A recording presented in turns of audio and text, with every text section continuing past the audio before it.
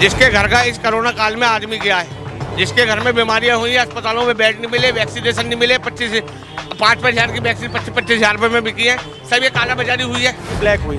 Black करने वाले कौन थे? हम तुम। योगी जी ब्लैक कर रहे थे, मोदी जी ब्लैक कर रहे थे। आप ब्लैक नहीं करते, उनका रोकना काम था ना, रोक नहीं पाए। रोका जा रहा है, रोका जा रहा। अब देश लॉकडाउन में गवर्नमेंट ने ठेके खुलवा दिए, दवाई का रेट कंट्रोल नहीं हुआ इनसे, ये भाई साहब को पता ही नहीं है।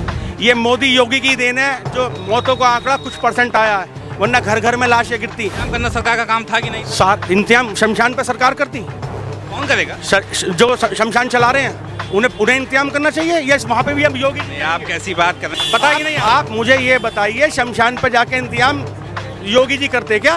व्यापारियों के हित में काम नहीं करेगी तो हमें नहीं चाहिए ऐसी सरकार बिल्कुल भी। ना हमें हिंदू मुसलमानों से दिक्कत है, ना हमारा मुसलमानों से कोई झगड़ा है। राम मंदिर के नाम पे क्या करोड़ रुपए का घोटाला नहीं आएगा? नमस्कार, मैं शिवम, आप देख रहे हैं online news India. Uttar Pradesh के 2022 के विधानसभा चुनाव का बिगुल फूंक दिया गया है। हर तरफ हर राजनीतिक पार्टियां दांव आजमा रही हैं और इसी दौरान हम मौजूद हैं गाजियाबाद शहर में।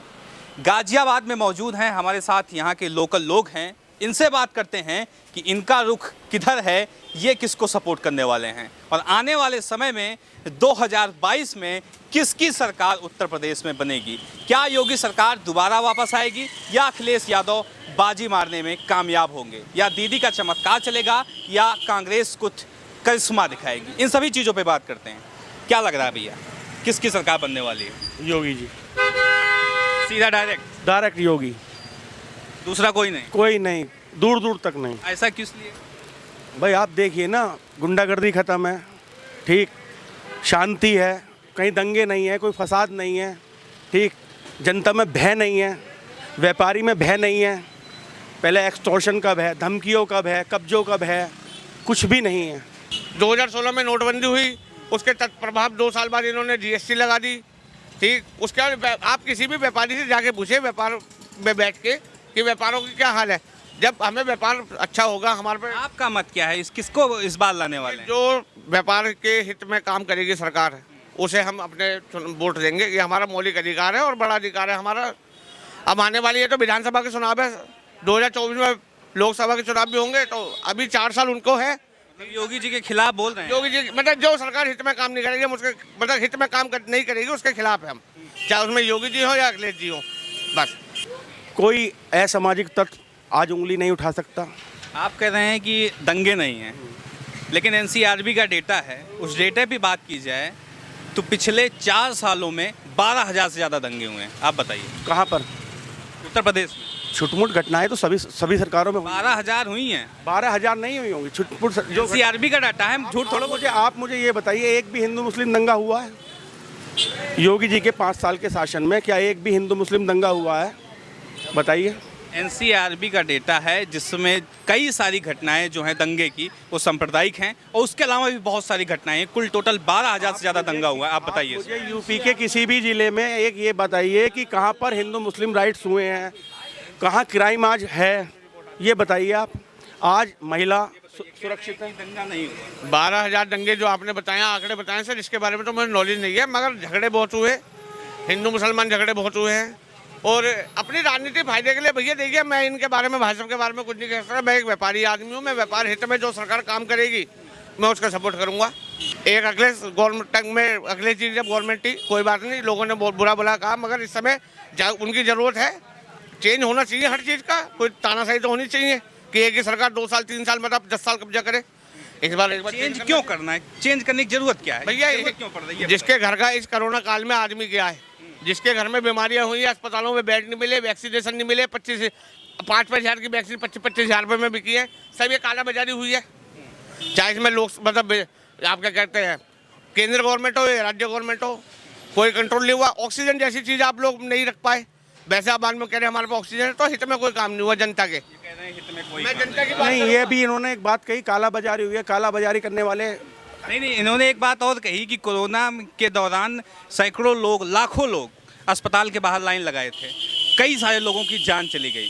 गंगा नदियों के अंदर ऊपर वहाँ पे लाशें बह रही थी। ये सरकार को बदनाम करने की जो अपोजिशन की साजिश थी वो है। ये साजिश है। बिल्कुल साजिश है, ये बिल्कुल ब्लैक। आप अभी भाई ने एक क्वेश्चन करा कि दवाइयाँ ब्लैक हुई। ब्लैक करने वाले कौन थे? हम तुम। योगी जी ब्लैक कर रहे थे, मोदी जी ब्लैक कर रहे थे। आप ब्लैक नहीं करते, उनका रोकना काम था ना, रोक नहीं पाए। रोका जा रहा है, रोका जा रहा है। अब देश में लॉकडाउन में गवर्नमेंट ने ठेके खुलवा दिए, दवाई का रेट कंट्रोल नहीं हुए इनसे। ये भाई साहब को पता ही नहीं है। शनिवार इतवार बाजार बंद है, ठेके को खुले हुए हैं भाई। ठेके बंद करवाओ जब लॉकडाउन है तो। इन्हें अकाला बचा रही योगी आदित्यनाथ की गलती नहीं बता रहे। योगी आदित्यनाथ ठेके खुलवा के बैठे हुए हैं। ये राज्य कोरोना काल में जो योगी सरकार ने किया, जो कुछ भी किया, आप बताइए उससे आप संतुष्ट हैं? बहुत संतुष्ट हैं। अगर योगी जी की जगह या मोदी जी की जगह यूपी में या केंद्र में बीजेपी गवर्नमेंट नहीं होती तो सड़कों पे लाशें होती। और स्पष्ट कहना है मेरा कि मुसलमान सड़कों पे होता, हिंदू घरों में कैद होता। अगर समाजवादी पार्टी की सरकार होती या मायावती की सरकार होती या कांग्रेस गवर्नमेंट होती, हिंदुओं के लठ बज रहे होते, वो घरों में कैद होते और मुसलमान सड़कों पे नमाजें पढ़ रहा होता। ये मोदी योगी की देन है जो मौतों का आंकड़ा कुछ परसेंट आया है, वरना घर घर में लाशें गिरती। मेरे फादर, मेरे कुनबे में भी, इतने बड़े कुनबे में भी 20 मौतें हुई हैं। मैंने कभी किसी पार्टी को दोष नहीं दिया। जो हुआ है सबके साथ हुआ, मेरे साथ ही नहीं हुआ। मुझे भी दवाइयों की जरूरत पड़ी, ब्लैक में पड़ी, ली हैं, लेकिन मैंने सरकार को दोष नहीं दिया। कहीं गलती हमारी है लोगों को। अब आप इतनी भीड़ देख रहे हैं, ठीक, किसी के चेहरे पे हमारे मास्क नहीं है।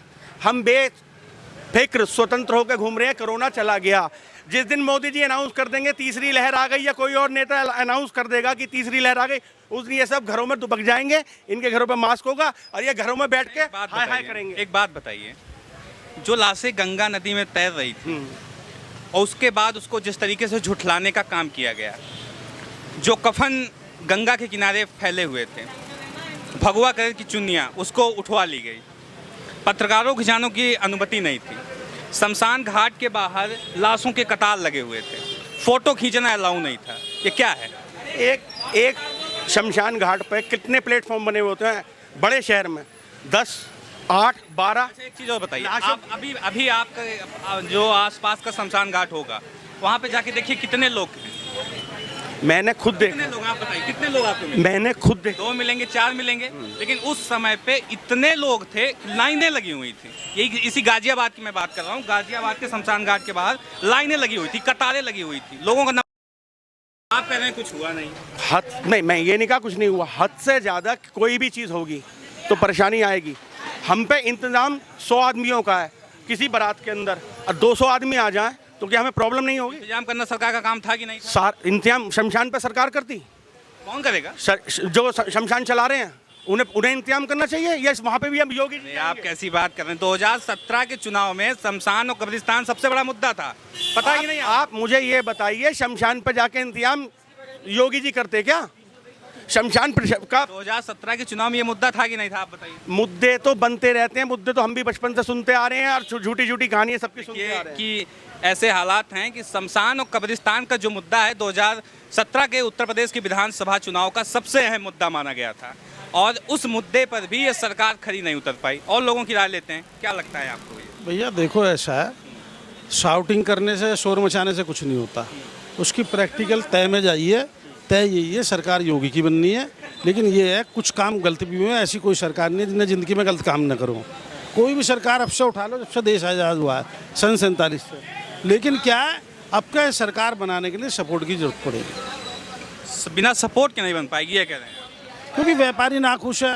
कुछ लोग, अब जैसे केंद्र ने एक अनाउंस करा, जो कोरोना में जिन लोगों की डेथ हुई है, मॉर्निंग में अनाउंस कर दिया अभी उनको एज पर नोटिफिकेशन 2015 के 4 लाख रुपये उसको मुआवजा मिलेगा, शाम को वापस ले लिया। ऐसी व्यापारियों के साथ है, जीएसटी का मैटर है, बहुत सारी प्रॉब्लम है।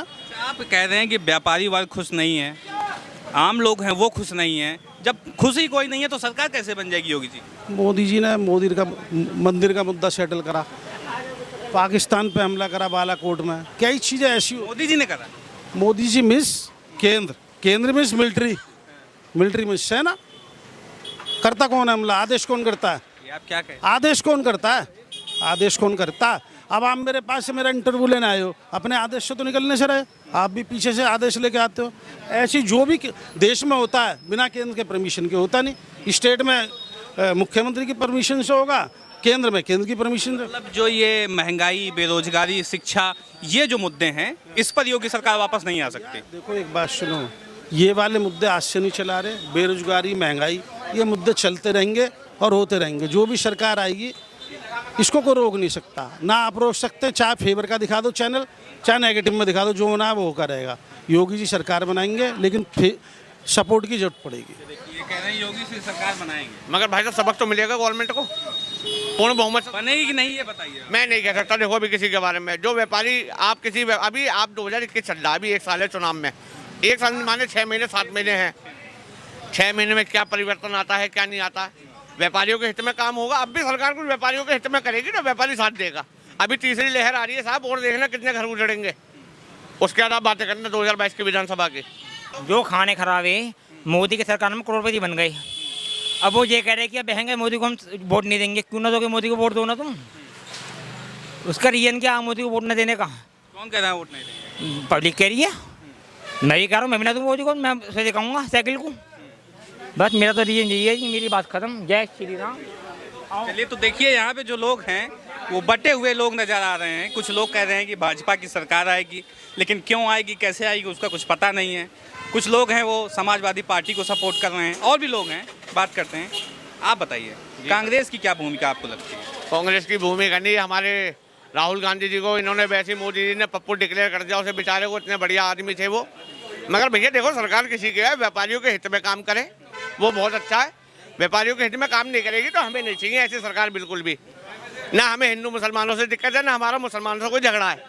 राम मंदिर के नाम पे क्या करोड़ रुपए का घोटाला नहीं आएगा? अभी यहीं पे एक लोग खड़े थे, वो कह रहे थे कि अगर योगी जी ना होते, मोदी जी ना होते, तो मुस्लिम जो हैं वो सड़कों पे नमाज पढ़ते और हिंदू घर में बैठे होते। ये सबका अपना अपना पक्ष है, ठीक। ये सबका अपना अपना पक्ष है। हमारे दोस्त यार नहीं है क्या मुसलमान? भाई हमारे के बचपन में बीता मुसलमानों में, हमारा दोस्त यार नहीं मुसलमान, हम उन्हें कैसे भूल जाएंगे? ये सब कहने की बातें हैं। उनके अपने स्टैंडिंग से सोचने की इस बात को, हमारी अपनी है, ये है। तो देखिए, आप लोग यहाँ देख सकते हैं कि कई सारे लोग हैं, उनके कई सारे मत हैं। कुछ लोगों का कहना है कि भारतीय जनता पार्टी सत्ता में वापस तो जरूर आएगी, भले वो काम नहीं की है, भले ही लोगों की मदद नहीं की है, भले ही कोरोना महामारी के दौरान वो एहतियात जो सरकार को बरतना चाहिए था वो नहीं बरती है, लेकिन आएगी। और उसकी वजह भी लोगों के द्वारा बताई जा रही है कि वो बालाकोट करा सकती है, गलवान घाटी में फिर कुछ चीन के साथ अनबन हो सकती है। कई सारे तर्क दिए जा रहे हैं, जिसके आधार पर यह कहा जा रहा है कि भारतीय जनता पार्टी 2022 के विधानसभा चुनाव में उत्तर प्रदेश में वापसी कर सकती है।